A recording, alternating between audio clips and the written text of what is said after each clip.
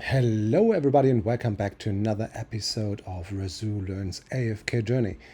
This is another video of the wishlist series and we're now talking about the third faction, and this is the Wilders.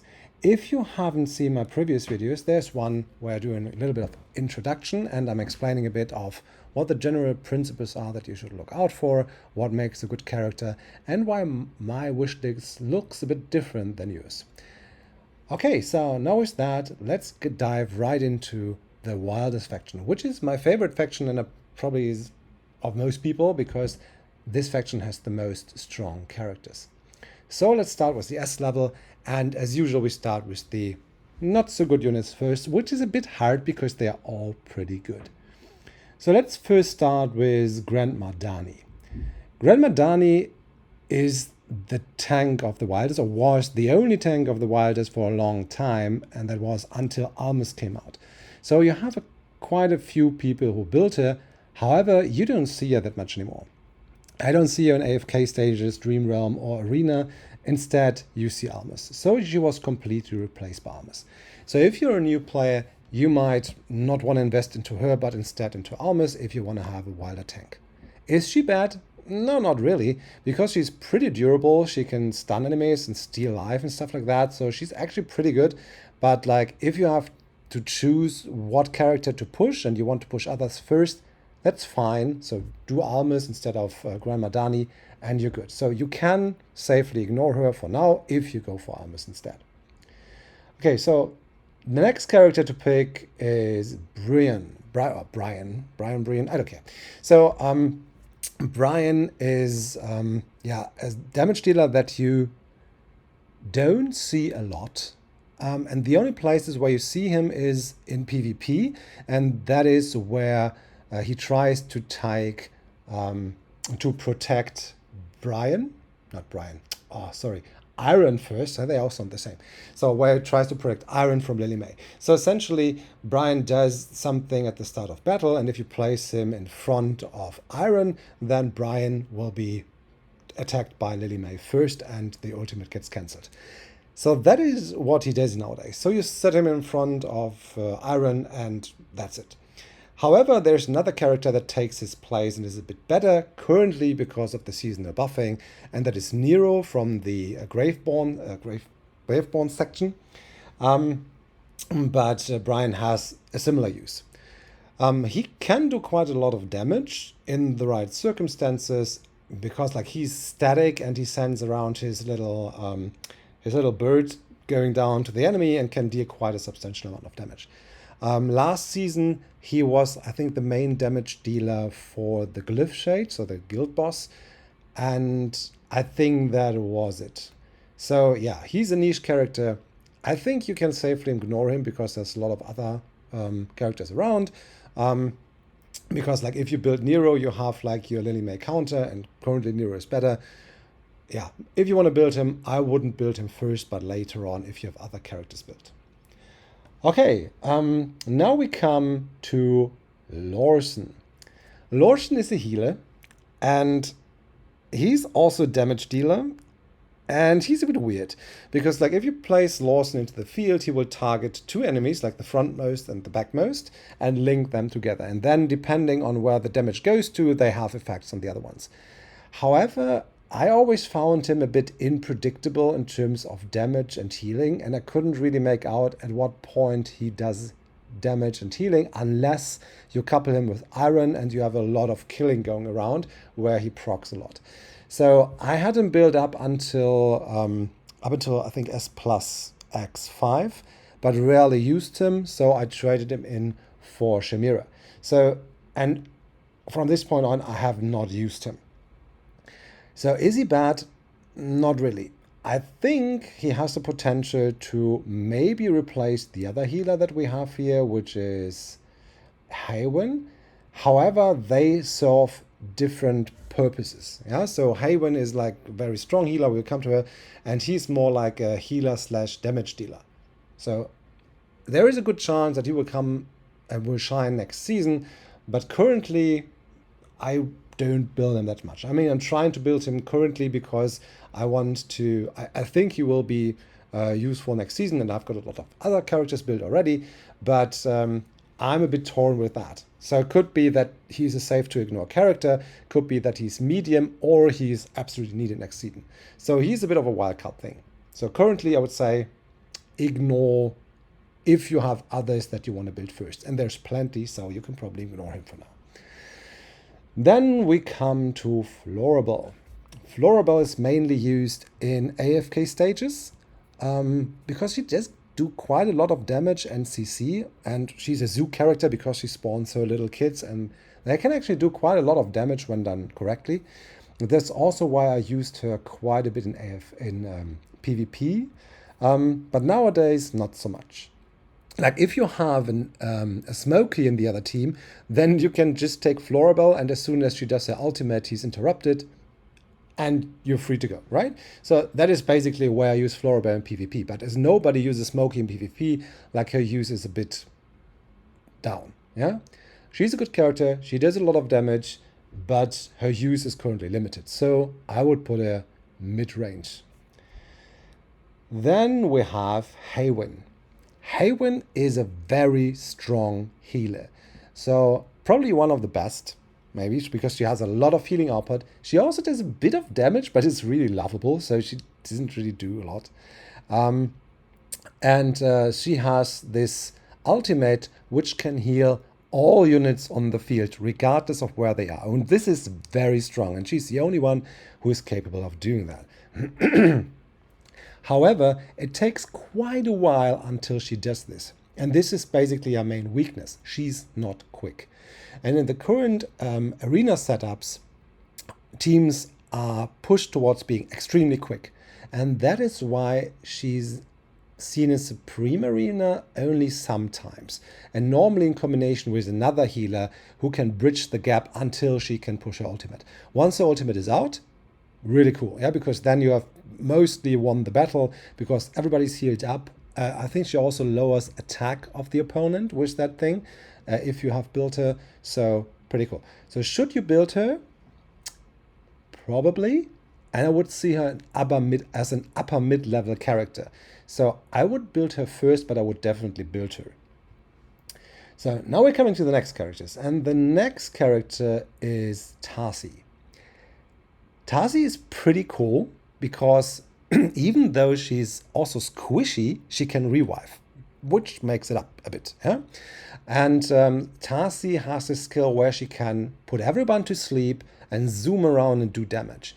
And this can be so powerful that I've seen situations where she and Damien were the only ones left on the field, and she finished off like 4 people of the other team. So this can be really cool. But it can also be that she dies like 2 seconds after battle starts. So you can see both of that. Tarsi is a really good character for PvP, and she's used a lot there. Even in a standard arena, she was used for quite some time. She's currently actually in the team that is used most, even. You see her in Supreme Arena. You don't see her in bossing contents because she's more like multiple units style character. And you see her also in AFK stages. So I think Tarsi is a must-build character, which is 1 out of 3 here. So it's a bit of a question like where you put her first. Like, I would say she's on number 3, but depends a bit. Yeah, so she's one of the definitely to build characters. So then we come to the next character, which is Lily May. Lily May is, in this season, a PvP only character, I would say, because I don't see a lot of AFK stages, and she has just dropped out of Dream Realm. I say just because last season that looked a lot different, because there she was in. So it could be that she's back in there because she is really, really powerful. So if you look at the overall performance since she was released, I would say she was basically using all 3 different modes. Yeah. So even in AFK we use them. So she's a really, really strong character. For PvP, she's a must-have. So you must build her because she's essentially the iron counter. Yeah, so she's the one that everybody has, and just solely because iron is so strong, we come to him in a minute. And you should definitely build her, definitely. You need her in a lot of places. Yeah, so must-have character. I would put her either on 1 or on 2. I'm not quite sure, but currently maybe it's 2 because we have iron. And if we look at our requirements for characters, iron is fitting most of the spots. So he is used in AFK stages, in PvP, not in Dream Realm, but it's a bit of a pity because like he's really strong. So what is his strength? So basically what he does is he groups enemies, and he does this at the very start of battle. And on top of that, if they are grouped and you've built him to the max, then he will do quite a substantial amount of AoE damage on the bulk. So basically you group them together, boom, and you have a lot of damage on them. In PvP, that can already mean that you won the battle, because you have this artifact which starts doing damage if you are below a certain percentage of health. In the right circumstances, iron can do that in one go at the beginning of that battle. So I've seen battles where the battle was over after 5 seconds solely because of iron. So now you see why it's so important to build Lily May, because you need to have a counter for iron. Okay, I don't think I need to show how iron works, because I think everybody has him already. And like if you look at any of the AFK stages or arena, you will have seen him in action. For the other characters, I think you should also all have seen that, because everybody uses these characters. Okay, so now what is the order that I would put here? So I'm a bit torn for place number 1. I'm a bit torn between Lily May and iron. Currently, I would say, like, if you haven't have iron built, you should build him, so I put him on 1. On 2, I would put Lily May because of iron. Yeah. So, and you have a PvP character, a very strong attack character, very durable. So these 2 are definitely on number 1. On number 2 or 3, depending on how you look at that, I would put Tarsi, because Tarsi is so strong in PvP and in AFK stages. That's it. And then it already gets free of choice. Yeah, so whatever you want to do. I would probably use Haven next, because she's such a good healer. And then you can basically choose whether you want to do Florabelle or if you want to do Lawson, I would say, because I would put them on the same level. Then comes Brian and Grandma Dani. Good, so you see that it's actually pretty hard to build them, and you will basically struggle to get these characters up, because there's so many of them that you want to bring up. And especially as you cannot buy iron from any store, as far as I remember. So you can buy Lily May, which makes her a bit simpler, but Brian, I don't think so, as far as I remember. So let's have a look. Because that was the thing I was struggling with, because it took so long to get him. So he's not here because he's S level. Here in the arena, yes, he's not here. Yes, you see Grandma Dani and you see Brian, but not Iron. Yes, so you cannot buy him here. In the seasonal store, you can buy Lily May. Yeah, so that means that Iron is the hardest character to get off this bulk. So that's why I would also put him on number 1. And I'm confused because I want to go here. Okay, so this was the S level. Then now we come to an even more interesting part, which is the A level. Oh, come on. I've got thick fingers now. Okay, A level. Okay, let's go through the character. So the first character is Kafra. I actually don't know if she's a girl or a boy. I think she's a girl. I remember that in the story she was addressed as a she. I mean, it doesn't really matter. Come on, we're talking about fictional characters here. Okay, so Kafra, you can safely ignore. There is a build, if you push her to max, where she does a lot of damage. So she can basically one-shot a tank. But nobody does this. Nobody has built her, because there's so limited use, and up until this season, this wasn't even possible with the one-shot. So ignore her, really. You don't need her. So then we come to Leica. Yeah, Leica. Leica has a unique feature, and that is that she can target shielded characters. So, and this is actually interesting for PvP and AFK stages, but nobody uses her. And I think that is because she's pretty static and her damage isn't that high. So I guess that's why people ignore her mostly. So I've built her a bit, but not too far, because I have so limited use for her. Can you ignore her?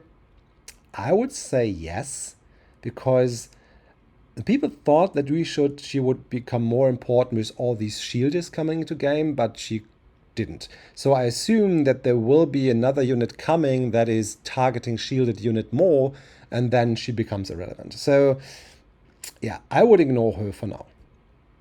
Next is Lenya. Lenya is popping up in bossing content sometimes and in PvP, but not so much because she's like a bit mediocre. So she does a lot of damage if you push her to the max, and she can also like be less squishy if you push her to max.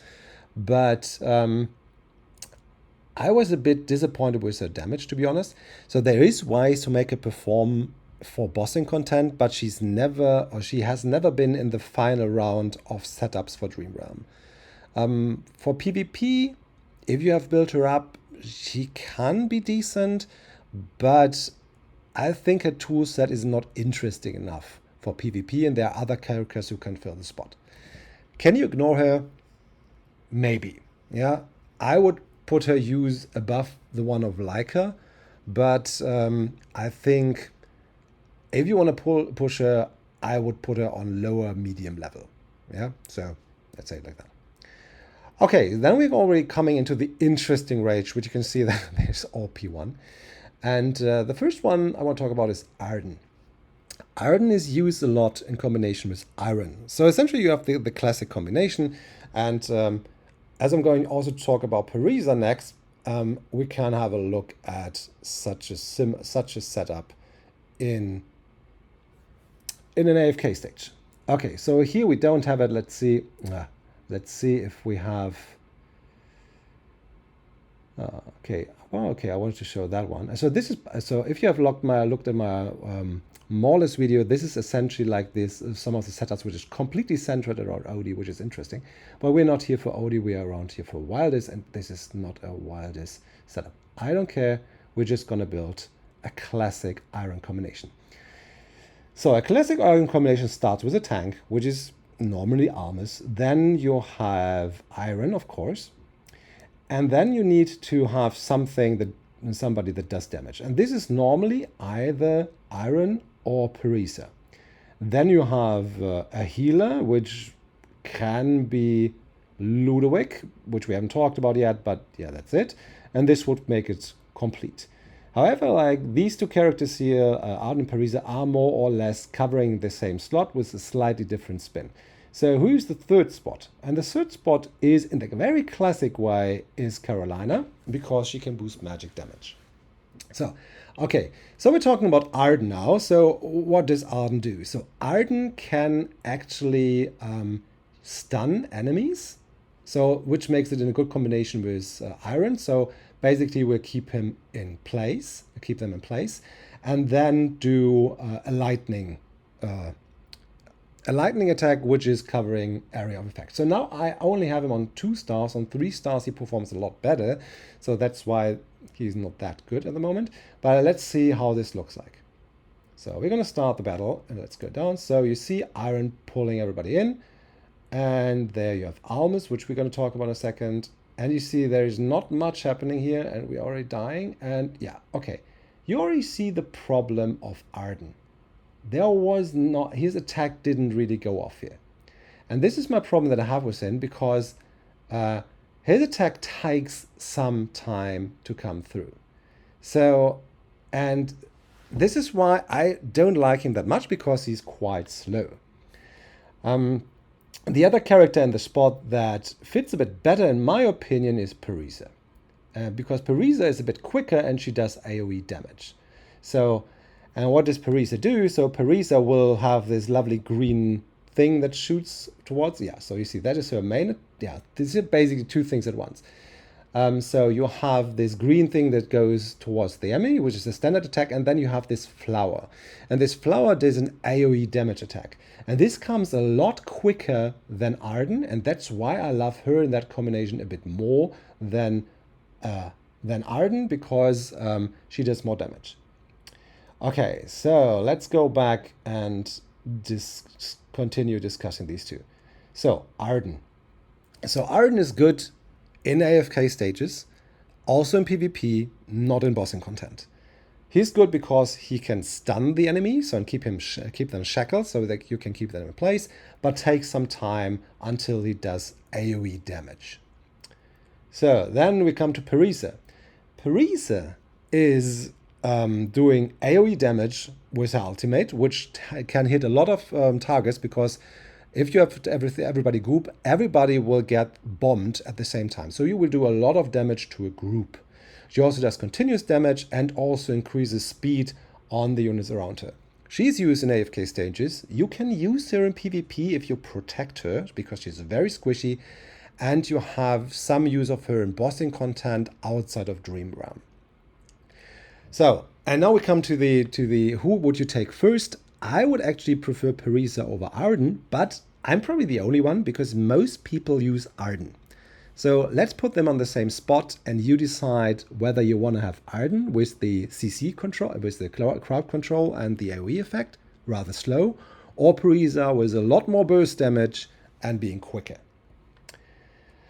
So the next character we're going to talk about is Damien. Damien is a very interesting healer, but he's also, I think, a bit tricky to use, because Damien will vanish from the battlefield at the start of battle.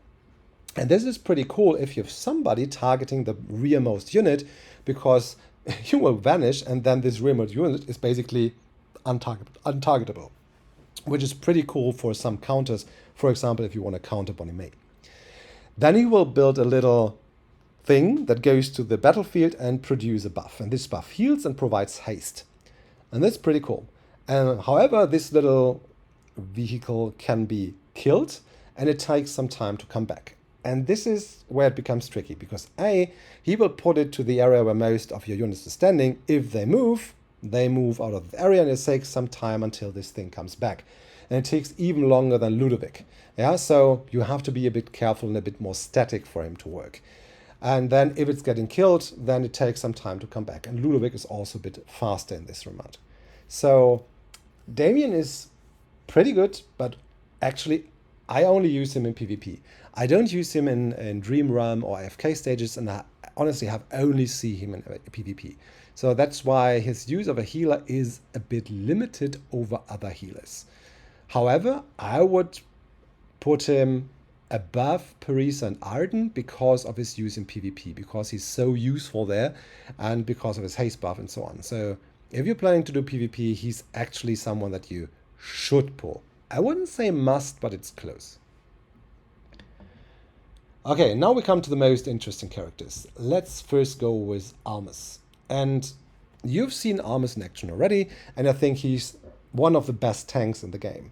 Because what does Almus do? So he will slowly walk towards the enemy, knock them down. That's the first thing he does. So I'm very good in combination with Iron, because Iron stuns the enemy. This takes like a couple of seconds. And this time, Almus will reach the bulk and stun them again. So you have a very long stun time. Good in combination. Then Almus can have a shield. And Almus has this one-time death evasion thing, where when you kill him, he goes back to the map and just throws stones around, which again stuns enemies. And this makes him one of the best tanks in PvP. Currently, in this season and in the last season also, he has an attack buff behind him from his charms, where you can buff the units behind him with attack, which makes him even more valuable. Yeah. So, and that is why you use him in PvP and you use him in AFK stages. I haven't seen him in bossing, probably because he doesn't do that much damage, but he's very durable. Yeah. So one of the best tanks in the game. You should definitely pull him. So must have, in my opinion. And then we come to Faramore. Very early on, so we don't have him for long, but it's already showing that this guy does a lot of damage. And he has, like in days, become a member of the Dream Realm bossing teams.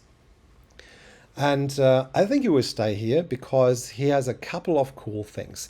Because if the enemy is rather static, that's what happens in bossing content, he will put this little debuff on the ground, which reduces recovering, so healing for the boss, and also does a lot of damage on top of that.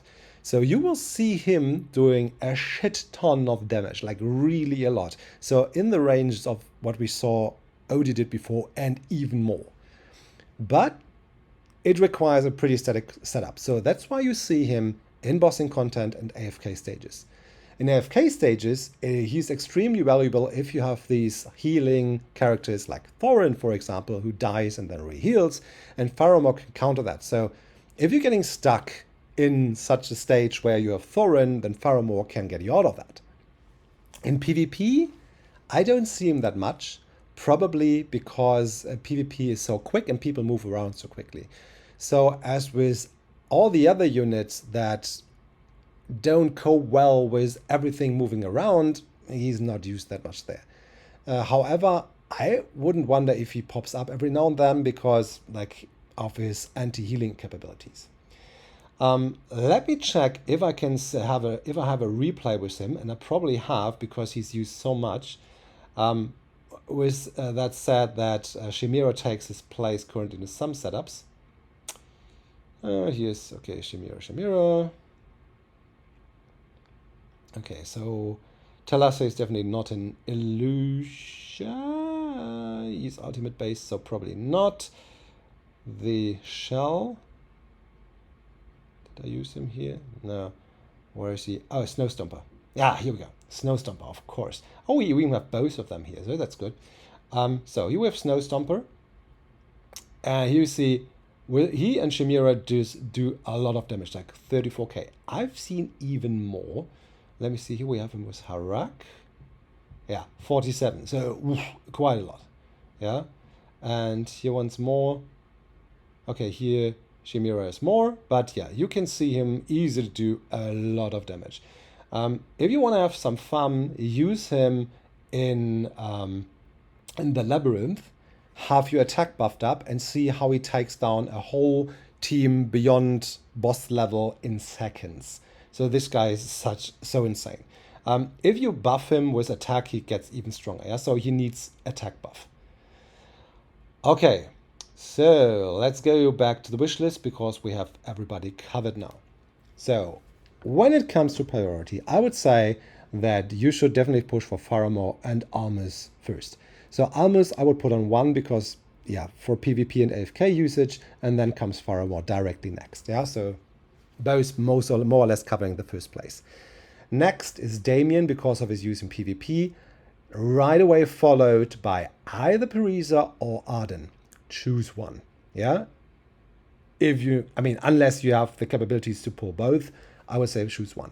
I have to say most people choose Arden. Yeah, so if you want to follow the path that most people do and say like, okay, that's fine, go for Arden. Yeah, but you probably have to invest a lot in him. Maybe I have to give him one more star to work better, but yeah, I like Parisa more.